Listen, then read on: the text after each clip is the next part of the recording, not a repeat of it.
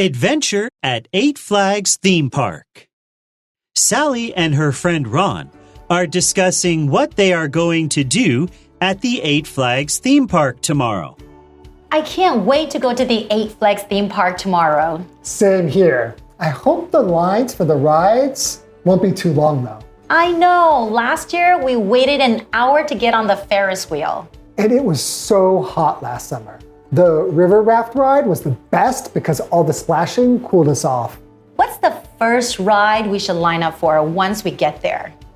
I want to eat some ice cream and then ride the bumper carts. Let's go on the pirate ship first. It's right beside the entrance. Sure. Do you still want to ride the merry-go-round like last year? Of course. Don't you think it's a little childish? Who cares? It's a great spot to take photos for social media.